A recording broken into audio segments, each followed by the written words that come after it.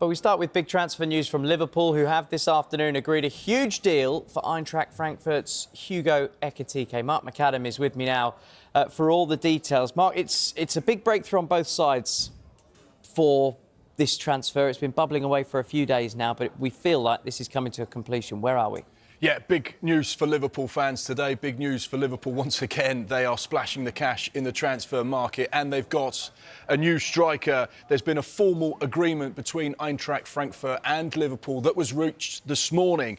We know that there is a guaranteed payment from Liverpool to Eintracht of 80 million euros.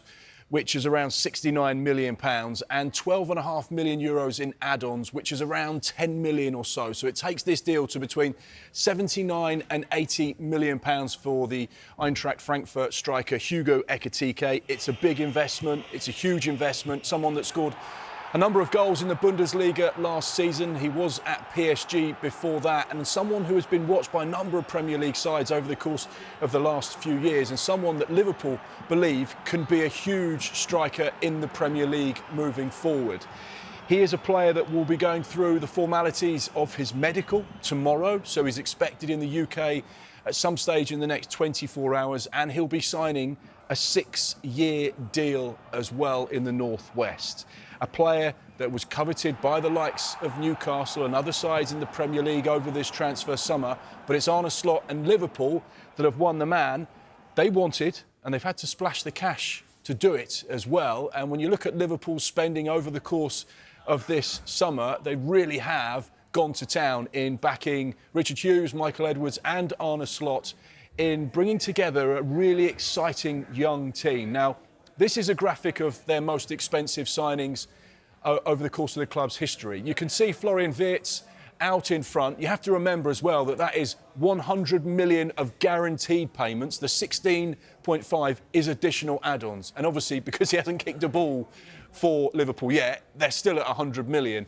But you can see Hugo Ekitike, that's 79 million, which includes the add-ons, would put him third on Liverpool's all-time purchases list. Darwin Núñez up there, Virgil van Dijk that joined from Southampton as well. And you can see the investment in this new striker as well from Liverpool, the fact that he sits so prominently in that list of all-time buys. Just looking at this graphic here, Wirtz we don't know yet, Van Dijk outright success, Alisson brilliant success, Dominic Szoboszlai, they all represent great success on the money they invested. This is huge money they're spending on a striker that is still relatively young and still relatively untested. We don't have that much evidence of his output over a course of seasons.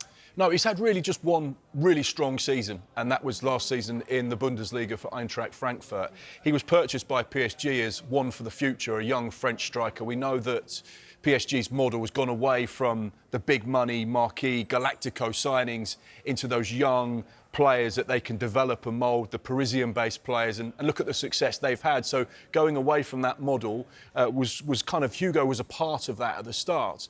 Now, Liverpool do a lot of their recruitment on data, algorithms and information they get. It's not just about watching players, it's about what they do. How many forward runs do they make? How good are their sprints? How much do they press from the front? How good are they with the ball? How many chances do they take? How many times do they get the ball in the opposition's box? So all of that data is brought together to formulate who they target in the transfer window. And Hugo Ekitike is one of those players that brings good data, but also a good versatility as well. And that's something that's really key for Arne Slot. He wants players that can actually play in multiple positions and adapt and build really good strike forces. He wants to play two false nines, he wants to play two tens, he wants to play wide men as well. You know, you've got Mo Salah one side, and he's got a really good collection of experience and different profiles now that all bring together that Liverpool attack. And that's what will be so exciting for Arne Slot and, of course, those Liverpool fans that will get to see this new strike force in action next season.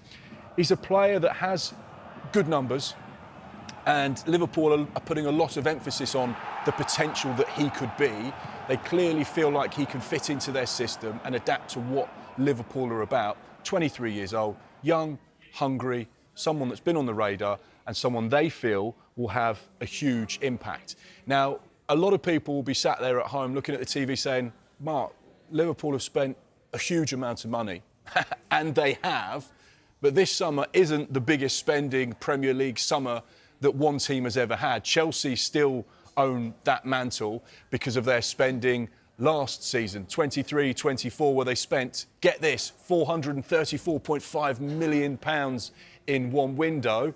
The second highest was 22-23, again under Todd Boehly. That Chelsea board splashing the cash, and you can see where Liverpool rank there, and then Chelsea again, the second biggest window. Now, again, that Liverpool figure is all with add-ons. So Florian Wirtz, Hugo Ekitike, Jeremy Frimpong, those players that have performance-related add-ons to those deals and those contracts would potentially take that fee to 295 million.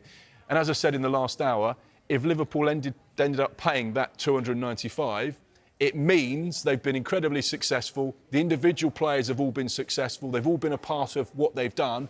They've won multiple Premier Leagues, Champions League, League Cups and FA Cups, and been one of the forces in English football for them to get to that figure. But that is potentially what it could be so far in this window. And I say so far because I don't think Liverpool have finished yet.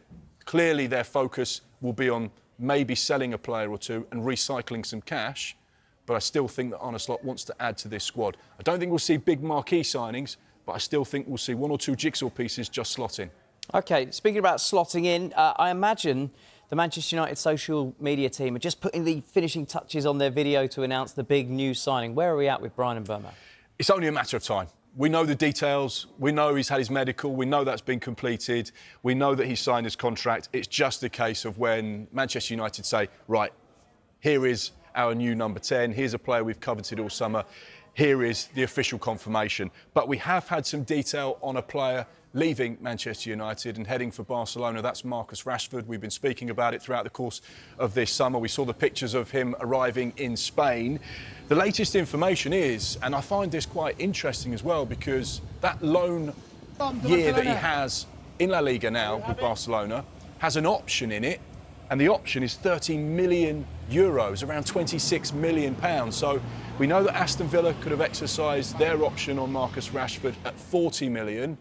The price has come down for Barcelona, and should he have a successful campaign in Spain and they decide to make that option permanent, it's going to cost Barcelona 26 million pounds, which for a player of his calibre, profile, potential, that looks like a really good piece of business for them. The good thing for Manchester United is they get the wages off their wage bill, which are in excess of £300,000, paid fully by Barcelona. And of course, if they were to get that 26 million, that would be 100% PSR profitable, because of course, he's come through the academy. So sometimes selling an academy product works out just as well financially, even though the price is not as high as if selling a marquee player that you paid a lot for in the first place. So yeah, latest detail there on Marcus Rashford, just waiting for official confirmation from both United and Barcelona that he's going to be there.